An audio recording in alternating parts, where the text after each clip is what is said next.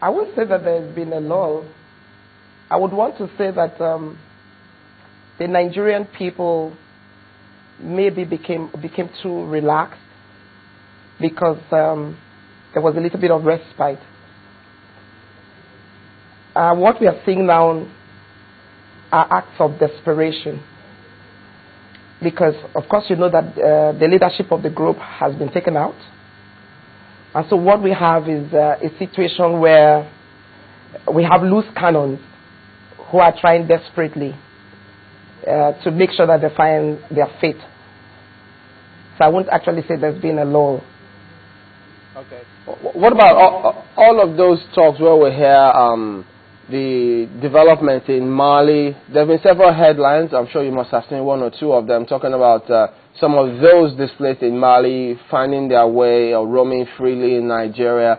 Is there any such concern for the department about that?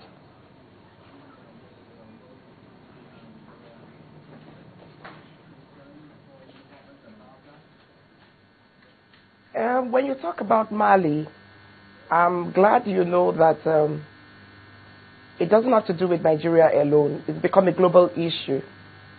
And so for me and for the service, we wouldn't want to begin to agitate the minds of the people unnecessarily.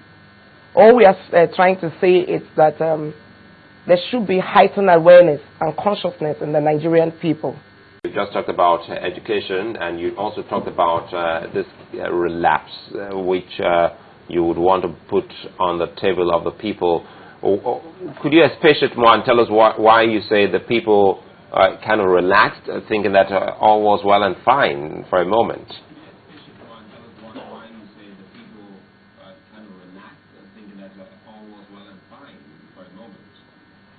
Yes, because I know that the security services have taken upon themselves engaging the Nigerian people. I know there was I think sometime last year, up to early this year, that security agencies have gone to motor parks, have gone to markets, have gone to places of worship, just to sensitize the people to be more security conscious and to be more vigilant. But all that I don't know, whether because everything was as if everything was under control, people had gone back to sleep. For example, a motor park, we look at a motor park like an airport.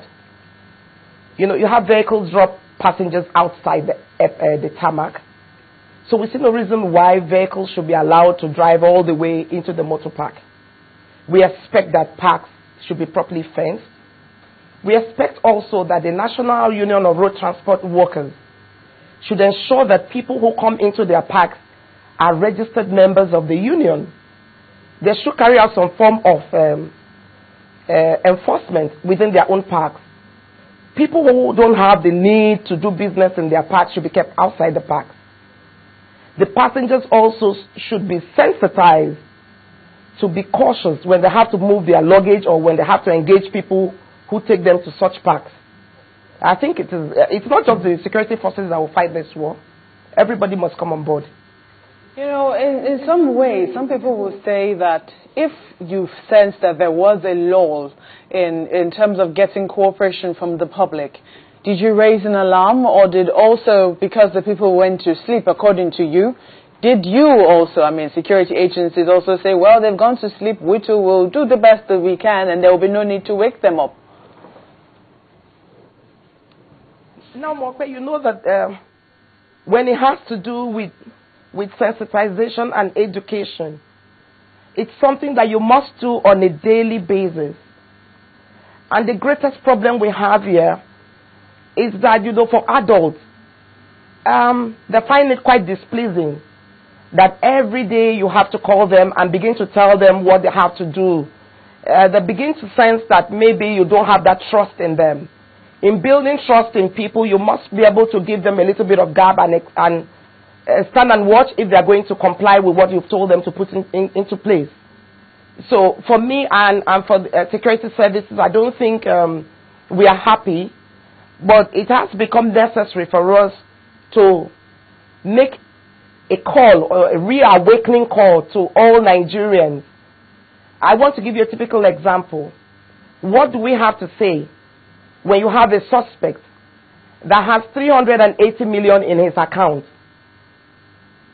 and on interrogation he tells you he got through such money through the payments of protection, armed robbery, kidnapping? For me, as a mother, as a Nigerian, I want to ask, why must people pay money for protection to miscreants? And you think the security agencies should be the one to fight the war? It has to take the consciousness of everybody.